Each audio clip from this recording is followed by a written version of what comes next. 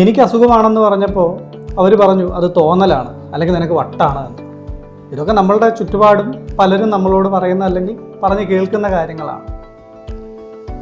ശരിക്കും ഈ സൈക്കോസൊമാറ്റിക് പ്രശ്നം എന്ന് പറയുന്നത് ഒരു തോന്നലോ വട്ടോ ഒന്നുമല്ല, അതൊരു യാഥാർത്ഥ്യം തന്നെയാണ്. പലപ്പോഴും അതിൻ്റെ കാരണത്തിനെ സ്ട്രക്ചറലി അനലൈസ് ചെയ്യാൻ ശ്രമിച്ചാൽ, പലപ്പോഴും ഒരു സ്കാനിങ്ങിലോ ബ്ലഡ് ടെസ്റ്റിലോ ഒക്കെ നമ്മൾ അതിനെ കണ്ടുപിടിക്കാൻ ശ്രമിച്ചാൽ പലപ്പോഴും കണ്ടുപിടിക്കാൻ കഴിഞ്ഞു എന്ന് വരില്ല. കാരണം ആ വേദനയ്ക്ക് കാരണമാകുന്ന ഒരു ഫിസിയോളജി, അതിന് കാരണമാകുന്നത് അയാളുടെ മനസ്സാണ് എന്നാണ്. അല്ലാതെ ആ വേദന യാഥാർത്ഥ്യമായതല്ല എന്നല്ല അതിൻ്റെ അർത്ഥം. ആ വേദന അവിടെ തന്നെയുണ്ട്, പക്ഷേ അതിന് കാരണമാകുന്നത് അയാളുടെ മനസ്സാണ് എന്നാണ്.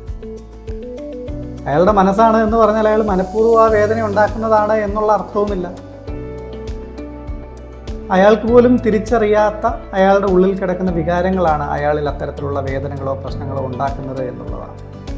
അതുകൊണ്ട് തന്നെ ഒരിക്കലും ഒരാൾക്കൊരു വേദനയാണ്, ബുദ്ധിമുട്ടാണ് എന്ന് പറഞ്ഞാൽ അതുമായി ഒരു ഡോക്ടറെ കാണുമ്പോൾ, സ്കാൻ ചെയ്യുമ്പോൾ, അല്ലെങ്കിൽ ബ്ലഡ് ടെസ്റ്റുകൾ ചെയ്യുമ്പോൾ അതിൽ പ്രത്യേകിച്ച് പ്രശ്നങ്ങളൊന്നുമില്ല എന്ന് മനസ്സിലാക്കി കഴിഞ്ഞാൽ നിങ്ങൾ കള്ളം പറയുന്നതാണ്, അങ്ങനൊരു വേദനയില്ല, നിനക്ക് വട്ടാണ്, നിൻ്റെ തോന്നലാണ് എന്നൊരിക്കലും പറയാതിരിക്കുക.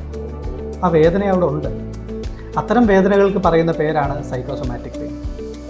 ആ സൈക്കോസൊമാറ്റിക് പെയിനിനെ കൃത്യമായൊരു മനഃശാസ്ത്ര സമീപനത്തിലൂടെ പൂർണ്ണമായിട്ടും പരിഹരിക്കാൻ സാധ്യവുമാണ്.